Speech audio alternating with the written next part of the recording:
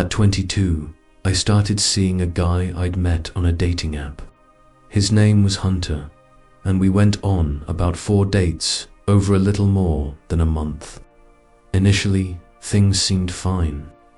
Our first date was a brief coffee meeting, lasting less than an hour. It felt more like a screening to check if he seemed normal.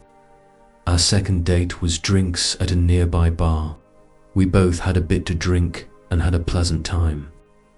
The third date was dinner, and that's when I began to wonder if we truly connected. I felt something was slightly off about his personality. The date ended with a kiss, the first and only one between us. Still, I told myself that since he'd kissed me, everything must have gone well. It wasn't until a couple of weeks later that we went on our fourth and last date. We went for drinks again, but this time I wasn't as enthusiastic. I paid closer attention to his behavior and noticed quirks that seemed unusual. It's hard to explain precisely, but some of his mannerisms gave off antisocial and borderline creepy vibes. He also drank too much on this date and grew very touchy-feely at the bar, trying to kiss me multiple times. I don't like PDA, especially not when others nearby might see, so I politely declined his advances. After just a few minutes, I mentioned I was tired, clearly suggesting it was time to leave. He asked for the check, paid, and we got our coats before heading out. As we walked to our cars, he stopped me and bluntly asked if we could go home together. I said no, telling him I was tired and had to work the next day, which wasn't true. Shockingly, he kept trying, saying things like he'd drive me to work tomorrow. I found this absurd, whether he was drunk or not, and didn't want him driving drunk anyway. At that point, I decided I wouldn't see him again.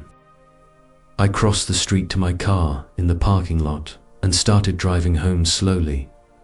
I'd had a few drinks, but wasn't drunk, just being cautious. I was also hyper-aware of my surroundings, looking for police, which is why I likely noticed the same car still behind me after I made several turns. At a stoplight, I realized it looked like Hunter's car. I texted him, asking if he was following me. He quickly replied, yes, saying he just wanted to make sure I got home okay. When I called, he wouldn't pick up. This was weird, quite frankly creepy. I pulled over and texted him to stop following me. I was fine. He stopped in the middle of the street for a moment, presumably reading the text, then drove off. He didn't text back until I was home in bed. His message read, "I hope I didn't weird you out tonight. Sorry, I got so drunk. Next time, we should do something a little more low-key, like dinner at my place or something." I didn't answer, so the next morning he followed up, "Oh no, is the vibe dead?" I waited a bit before responding, not wanting it to escalate. Within 2 hours, he sent a question mark, so I replied. I said, "Hey, I had a great time getting to know you, but I just don't think our personalities click that much. I also really just want to focus on myself right now. I hope you understand." After that, angry texts started coming in. The worst one was, "No, I don't understand. You strung me along for 4 dates to tell me that. How about you pay me back half of everything I bought for you then?" There were other angry texts containing personal information, which is why I won't include them, but they were enough to make me block him. I thought it was over, but then I started getting phone calls with no caller ID, non-stop. I ignored them all until he seemed to get the message and stopped. The next day, when my parents weren't home, I got back from work to find a bouquet of flowers on the doorstep with a card. The card was an apology from Hunter, asking for a second chance. He somehow knew where I lived. That disturbed me.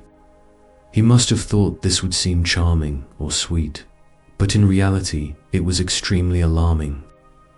I sent a long final text asking him to please stop contacting me and never come to my house again, or I'd file for a restraining order. I kept his number blocked so I wouldn't see his response.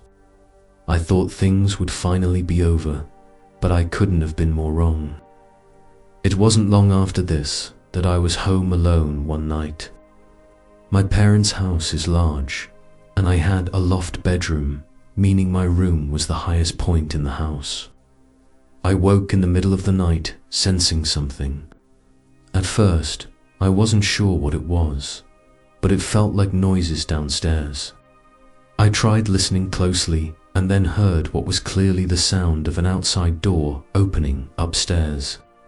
One of the upstairs doors. Nobody was supposed to be home.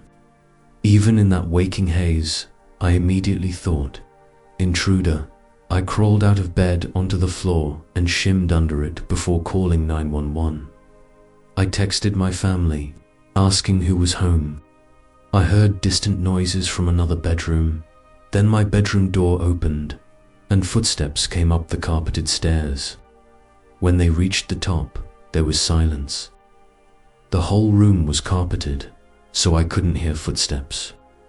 Then, I heard the drawers next to my bed begin opening. I muffled my breathing with my hands. My heart was racing. I heard a man's voice mutter under his breath, "God damn it."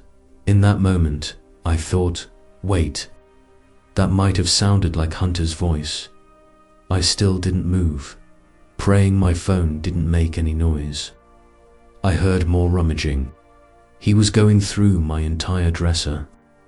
Then, I heard and felt the bed move as he sat down. I was staring at the outline of two shoes visible through the bed skirt, even in the dark. I don't know what he was doing on the bed, but he sat there for over 2 or 3 minutes before getting up. I heard him mutter, "Fucking damn," and then heard all the drawers close.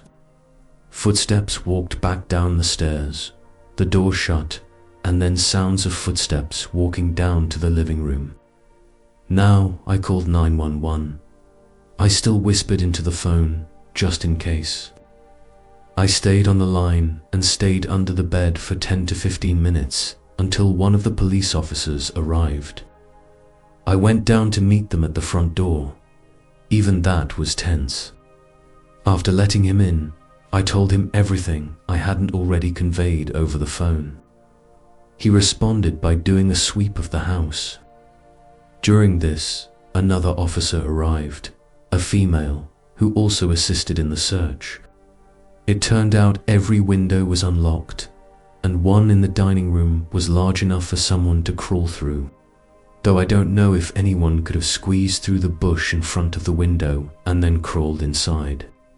I gave a verbal statement, was given a report number, and they left. When my parents returned home the next day, they already knew from my texts and phone calls. We went to the police station with my report number, giving as much information as possible, like text screenshots, including him admitting he was following me home. They said they'd investigate, but without solid proof it was him inside, it was tricky. I think the case lost momentum since I didn't have proof of anything. I did, however, successfully get a restraining order against him. I was advised never to accuse him of breaking in nor contact him again. Thankfully, he didn't break in, but from that point until I moved out of my parents' house, I was always uncomfortable. He would be creeping around outside. Even today, I sometimes fear he might find out where I currently live. Story to asterisk, I was in the 6th grade when this happened.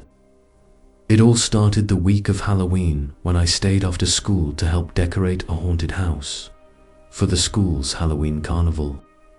I often got to stay and hang out with friends while getting pizza for helping decorate.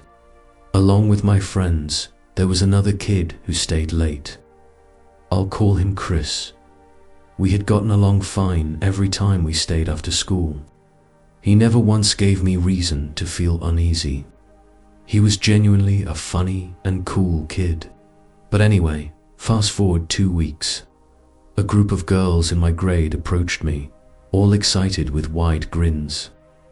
I asked what was going on, and they told me I had a secret admirer who would be texting me that night. Now, I'd be lying if I said I wasn't excited or at least curious about this. I wanted to know who it was. Later that night, as I was about to sleep, I got a notification from Messenger. It was the only app I had then, which I used to communicate with my parents when home alone. The message was from Chris.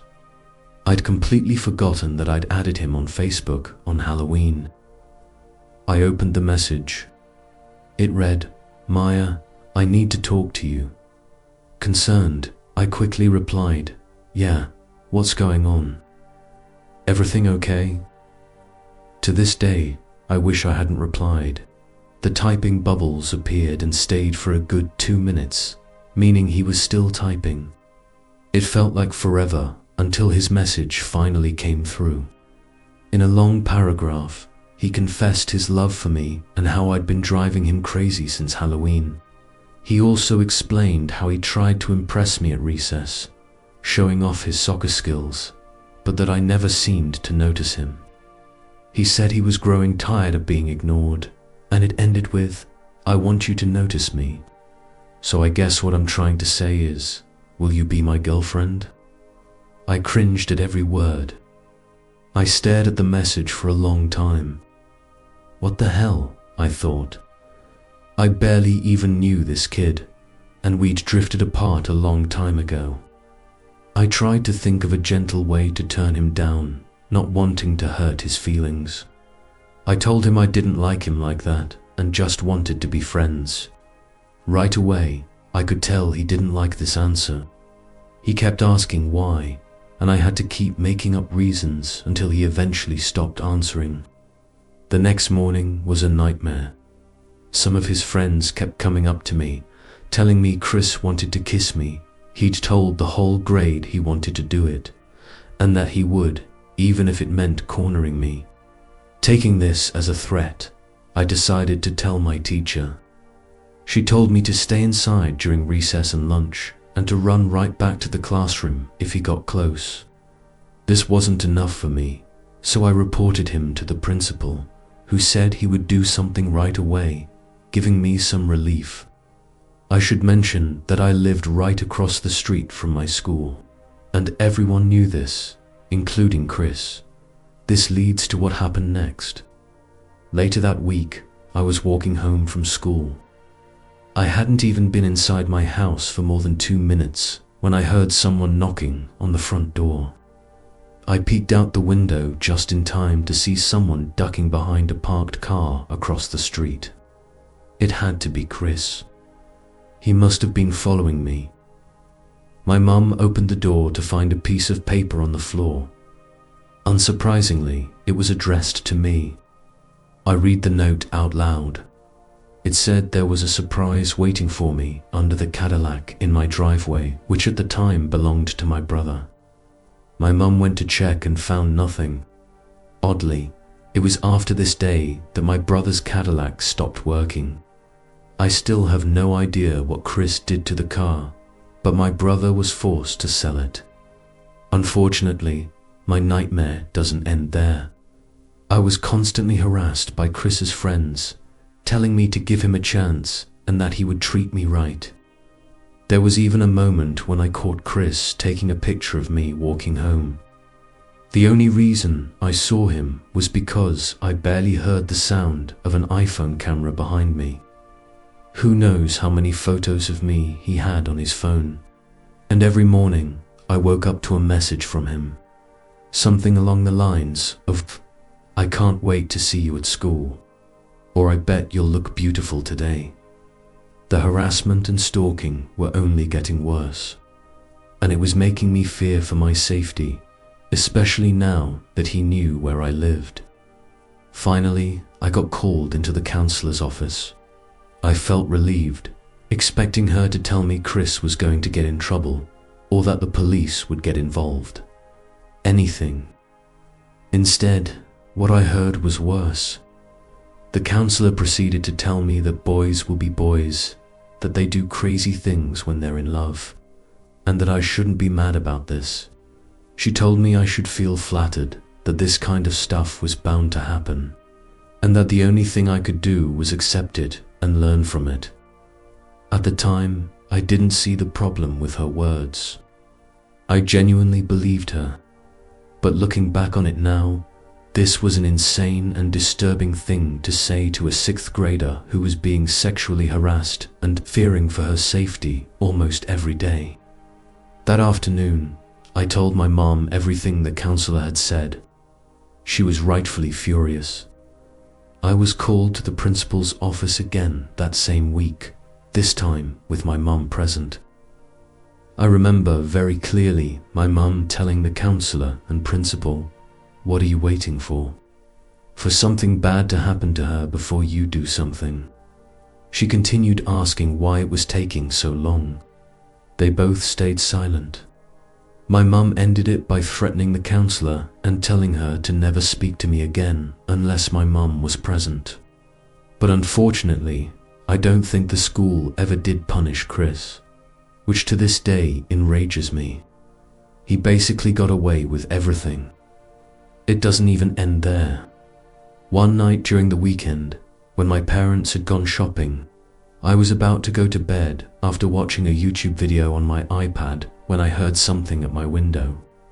Now, I'm on the 2nd floor, so this was especially strange. The only thing that hits my window are birds accidentally flying into it. I sat up, listening closely. Then it happened again. It sounded as if someone had thrown something at the glass. Then it happened again and again. Consistent thuds, and it was starting to freak me out. I finally got the courage to get up from my bed and see what it was. My heart dropped into my stomach when I opened the curtain and looked down to see Chris holding a handful of rocks, looking up at my window.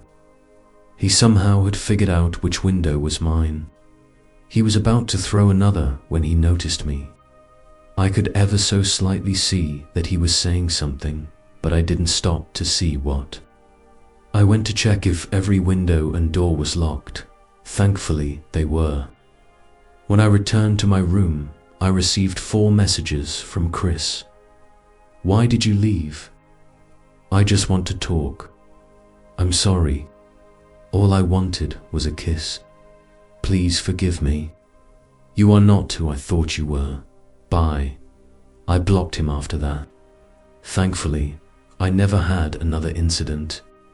Even though I had to see him throughout the entirety of my school years, from 6th grade to senior year, the last thing I heard about him was that he was arrested.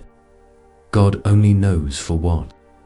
The saddest and scariest part of my story, though, is the fact that a counselor was comfortable telling me that this kind of behavior was a compliment and a learning experience for me as a girl. I just hope that woman no longer works with children and that I never have to see Chris again. Story 3 *. I want to stay as anonymous as possible with this. This was a very serious occurrence that I have PTSD about, and it unfortunately scarred me. I'm changing all towns and names in the story so there's no way it gets traced back to me.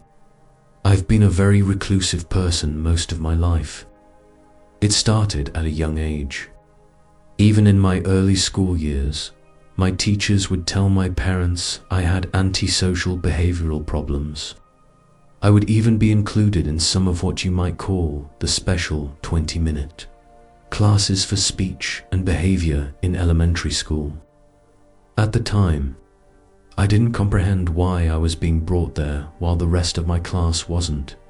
Middle school was when the pressures of the social hell that school has really started to set in. Kids started forming their friend groups, and that only carried over into high school and got worse. I never had learning disabilities or anything. I just had social issues which had gotten better as I've grown older.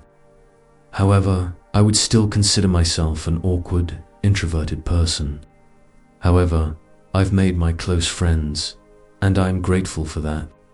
But now, let's talk about girls, of course. Being a social recluse comes with having trouble with the ladies. Honestly, not to get too graphic, but you know, it means something to my story. I lost my virginity at 21, a bit late, I'd say. This was at the age of 23. I moved out of my parents' place. I had already been working a high-paying job in my field for a couple of years at that point. I bought a townhouse in my hometown. It was pretty affordable, but a nice and big townhouse. I don't live there anymore, but it was 2 floors, the kind of place that would impress girls at 23 if you owned it. So one day, swiping on Tinder, I matched with a pretty decent-looking girl. I'll call her Emily. We went on a date at a nearby restaurant for dinner. I was a little in my head, thinking she was judging me, or that I was acting awkward. By the end of it, I felt like she'd never want to see me again. But when I got home and was in bed, she texted me, saying she really liked me and had fun. And I was ecstatic, honestly. So we went on a 2nd, 3rd, and 4th date. And honestly, things felt great after I got out of my head. We became boyfriend-girlfriend fairly quickly. But the honeymoon phase didn't last forever. When you first start seeing someone, you get excited anytime they text or call you. You crave the attention because ideally it's a two-way thing. But slowly, I started feeling as though she was texting me maybe a bit too much at all times of the day. She'd ask where I was, if I was doing something, or perhaps took my time responding. She'd call me or send question marks to follow up. One day, when we were on the couch, she demanded we share our locations with each other. I wasn't thrilled about this, even though I had nothing to hide. I did it anyway. So we're a couple of months into the relationship. Our location shared, and this is where things went really sour. She'd start asking me why I was at Phil's house and not answering texts. It got so bad that one night, when I was with Phil and my friend Mark in Phil's basement on a Friday night, she actually showed up to his house. Phil's mom walked Emily downstairs. She didn't even try to hide the fact that she was pissed at me. She immediately spoke in a loud voice, almost a yell, reprimanding me for goofing around at Phil's house instead of answering. Her texts about going to some winery the following day. I asked her if we could discuss this later, but she insisted I leave with her. I apologized to my friends and went outside with her. We had an argument in the street. She wanted to come home with me, but I told her no. We both drove separately, obviously, so I drove home and told her not to follow me. When I got home, I sent her a long text telling her we need a break and I need space. Should I have done this in person? Yeah, probably. Text message breakups aren't fair most of the time. But honestly, in the moment, I was scared of what her reaction would be in person. Of course, she started calling me over and over, blowing up my phone with texts. When I eventually stopped answering, I got aggressive pounding at my front door of my townhouse and constant ringing from the doorbell. It got so bad that my neighbor actually came out and asked her what she was doing. I heard Emily screaming at him that I'm a piece of underscore and all that. And my neighbor calmly told her to go home. I listened to everything with my ear basically up to the door. She did leave, and honestly, I was kind of disturbed. I'm not saying the crazy just came out of nowhere. There were definitely signs, but I was blind to some of it because of the honeymoon effects. The next day, I remembered to stop sharing my location with her. And immediately, as if she were obsessively checking our texts, she angrily blew up my phone, asking why I did that. I was more and more sure of my decision to cut ties with her. Every text she sent. My final text to her was, "I'm sorry, Emily, I have to block you for a while. You're scaring me." She surprisingly didn't come knocking or anything. However, I noticed she instantly stopped sharing her location as well. It was exactly 1 week later. I went over to Phil's house again and chilled with the guys. I left around 11 p.m. and got home shortly after. I wasn't tired and I was hungry, so I threw some food in the microwave and popped on the couch to watch a movie. I was browsing all the streaming apps for something good. I wanted a scary movie, so the microwave beeped and it went silent. So the layout of the downstairs of the townhouse looped around in a circle. It went from the kitchen to dining room to living room to den, and they were all separated by a wall in the middle. However, the den off the dining room had a door, not an opening. To allow for complete silence, I grabbed the TV remote and muted the TV, and it was then that I surely heard the door separating the den and the dining room clicking open. I peered into the dining room. I blurted out, "Who's in here?" Two, of course, nothing in response. I entered the dining room, my blood running cold as I saw the door was opened. I have a thing for keeping doors in my home shut, and that door was no exception. I went to the kitchen and grabbed the biggest knife from the knife block. I also called 911 right away. I had never called 911 once in my life. This was a first. On the phone, I spoke really loud so that whoever was in there would hear that I was on the phone with the police. Whether this was a good idea or not, I guess is debatable. I said, "I think my crazy ex-girlfriend has broken into my house. Please send someone." The rest of that call was explaining what exactly was going on, why I thought it was my ex, and her instructing me to wait outside if possible. So I went outside and waited, not far from the front door. Surprisingly, quickly, a police car rolled up. I once again briefly explained what I thought was going on and led the officer into my home. We both performed the most thorough search of the place together, and I'm telling you, no one was in there. We checked the mini crawl space hidden in the closet. We checked every closet for that matter. We checked under the beds, under the couches, even the mini attic too. When the coast was quite literally clear, he told me to call again if I heard anything, which to me meant he believed me and knew I wasn't making it up or going crazy. My night was obviously disturbed after that. No way I was going to be able to sit in the living room and watch a movie now. I ate my food, which had been sitting in the microwave, and went up to my room and locked the door. I texted all my friends and family, of course, about how spooked I was. But given that no one was in there, I had to dismiss it as just one of those creepy moments of something in the house moving by itself. I almost texted Emily but refrained from doing so. I took a melatonin, and from what I remember, I quickly drifted off to sleep. Surprisingly, however, I'm a light sleeper, and something caused me to wake up. I didn't know what it was, but something in the room felt off. I checked my phone, and I had a bunch of texts from a random number that must have been what woke me up. I quickly realized it was Emily. In short, without reading the paragraph she sent me, she was stating how sorry she was and that she wanted to talk. She was begging me to see her, to talk in person tomorrow.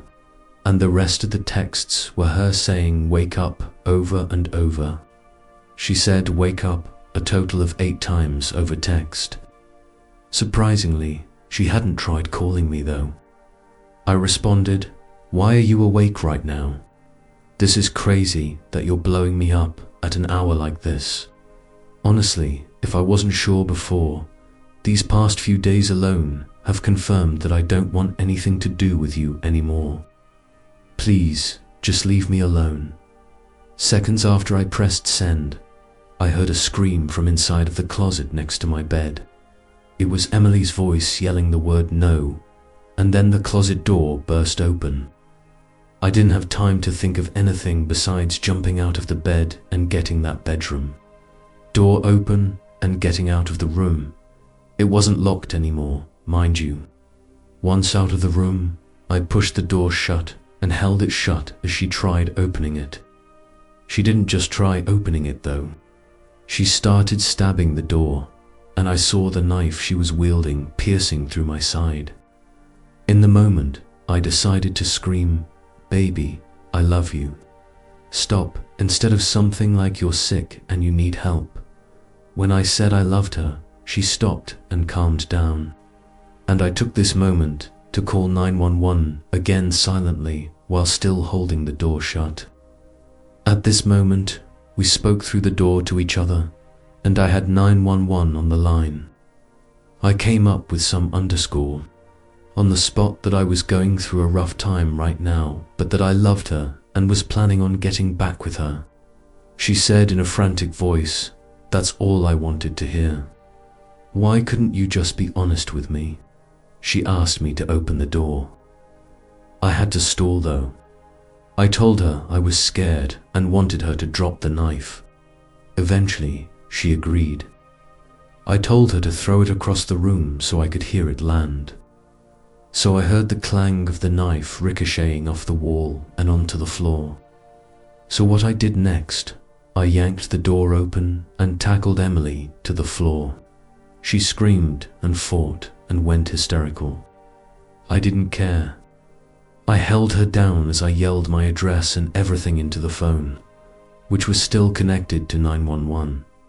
I held her down all the way until the police arrived. To my surprise, the police literally kicked the front door down. It was so loud it could be heard over Emily struggling all the way upstairs. Police entered the room quickly, a surprising amount actually. Emily was put in cuffs quickly and was hysterically crying. I think the only reason I wasn't crying was because I was in such shock. This was the worst, most scarring night of my life. The nightmare didn't end there though. There was such a long and serious legal process that followed as far as getting Emily convicted. I never wanted my name or any info to be out there on the internet to end up on one of those crime YouTube channels. So I've been careful about leaking too much information that could get back to me. Emily's imprisoned for some very serious charges. No part of that makes me happy. This was someone I spent a little chunk of my life with, more or less every day. Someone I thought I loved. Someone who tried to kill me. She was not right in the head, and it still pains me how oblivious I was. Not only because of how infatuated I became at first, but because of my own lack of self-confidence. To a degree that I was so focused on impressing her at first that I didn't even pay attention to certain alarming behaviors on her part early on. I know this will stick with me forever. And honestly, even if anonymously, it would feel good to get the story out there, finally. If it's chosen to be read,